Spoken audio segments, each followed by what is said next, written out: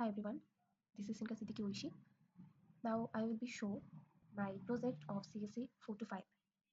Our project uses a symbolic MIDI generation pipeline. We convert MIDI files into piano roll sequence, then train a LSTM autoencoder, a variational autoencoder, and a transformer generator. Finally, we apply a lightweight human listening scores. We also compare the neural models with random notes and Markov chain baseline.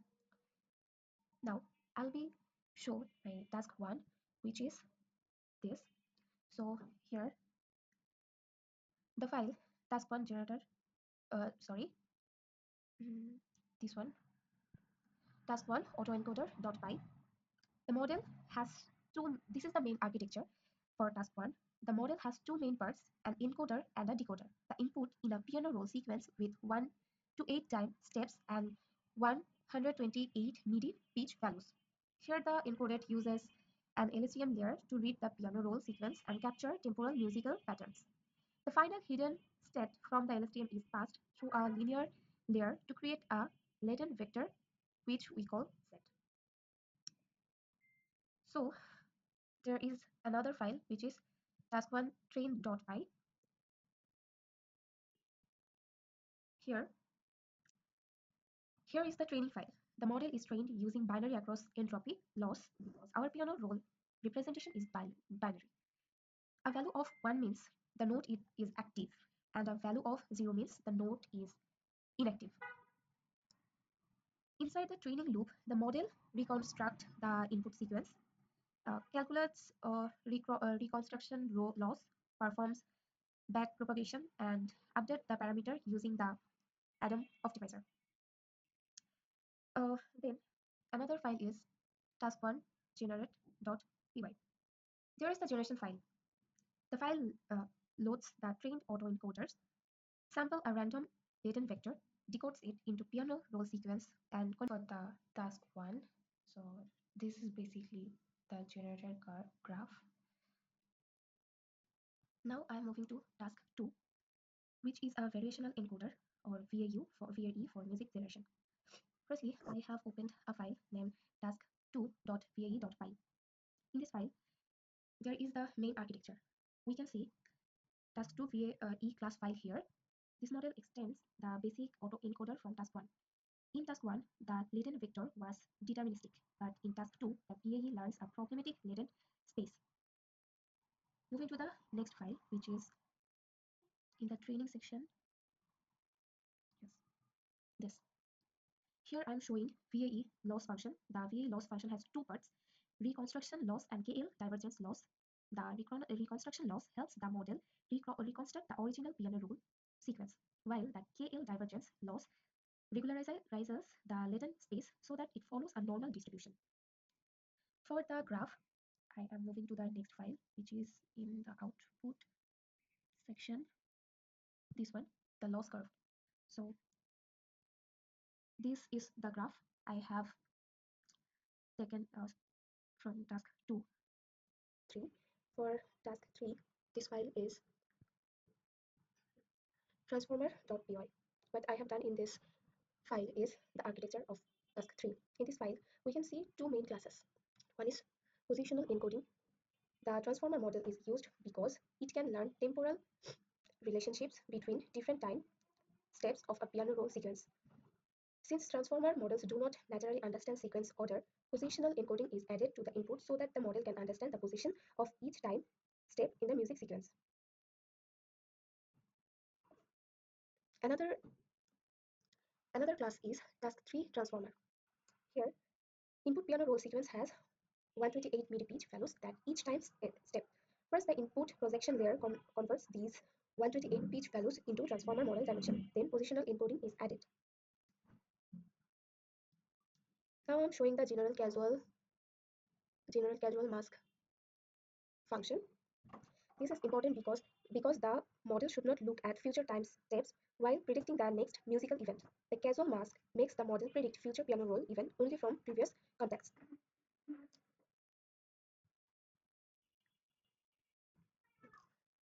Moving to the next file, which is train.py. Here I'm showing the train setup. The model uses binary cross entropy loss because the piano roll represent is binary.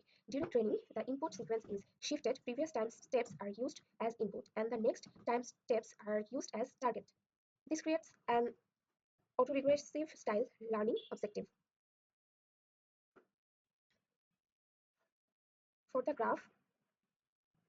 graph, I am opening this transformer loss curve. This is the curve for loss graph. From this graph, we can observe the training and testing loss trend. The loss decreases during training, which shows that the transformer learned to predict future piano roll events more accurately over epochs. If the train and test curves are close, it also indicates that the model is not heavily overfitting. Now, I am opening the generation file, this one.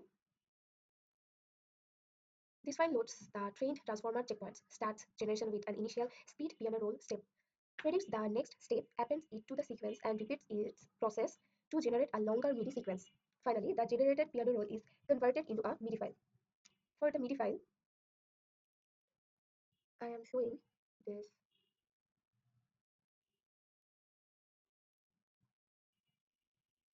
transformer 3, yes, this one. So there I actually can see the things for generated output. So this is overall the things. Task 2 gives the strongest temporal modeling among the implemented neural models, but it requires more computation and careful generation tuning.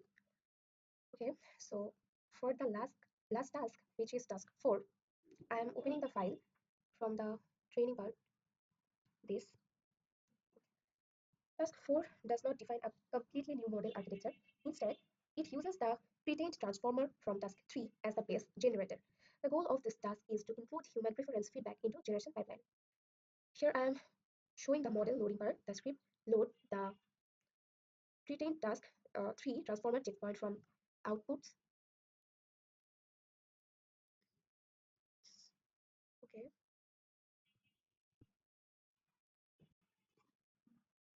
I think there are some issues. It has freezed. I don't know why. Let me check. Sorry for the interruption.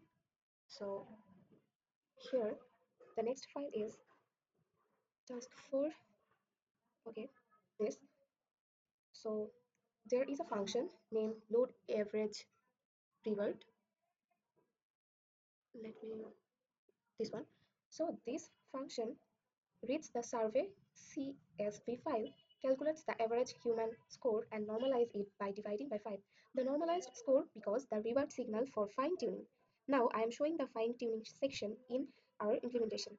We used to reward high weight loss. The base loss is calculated using binary loss entropy, and then it is just adjusted using the normalized human reward. This allows the model to fine-tuned with human preference feedback. So another thing is the graph. So let me show you the graph. This is the graph. This graph shows the RLFHF fine-tuning loss over epochs. If the loss decreases or remains stable, it indicates that the model was able to continue fine-tuning without unstable training behavior. Now I am opening the generation file. So the generation file is basically just this one. This file loads the RLHF tuned transformer model from output. I have already showed this file. This one is task 4. This. So for now, I am into the task 4 generate.py file. This file generates piano roll sequence using transformer generation process and converts those sequence into MIDI files. Now the MIDI files are here. Sorry. We can see 10 generated MIDI files from task 4. These are the MIDI files. This satisfies the task 4 generated output requirements for the optional bonus task. Now I will play one generated MIDI files from task 4. For example, uh, I actually can go through all this, but from the generated output, we observe that task 4 demonstrates how human preference scores can be incorporated into the generation pipeline. However, because the survey size is small and the fine-tuning method is simplified, the improvement should be interpreted qualitatively rather than a strong statistical result. So now I'm moving to the baseline model section. First, I'm opening this baseline. There is two baseline. One is Markov chain and another is random node generator. Now I'm opening random node generator. This is our first baseline model. In this file, we can see that the model randomly select pitch, velocity, and rhythmic gaps. For example, the pitch is randomly selected from a middle piano range. The velocity is randomly selected, and the time gap is also randomly selected. This model does not learn anything from the dataset, so it is used as a naive lower bound comparison. For the another baseline, this this is the second baseline model. In this file, the model first extract node sequence from the MIDI files, then it builds a transition table where each current pitch is linked to possible next pitches. After that, it generates a new sequence by repeatedly choosing the next node based on the learned transition probabilities. Now, I am showing from here the MIDI files. Sorry, if I click on this, so this is one, and this one is another, which is this. So these are actually the MIDI files. So that's all about my task, my project. Thank you so much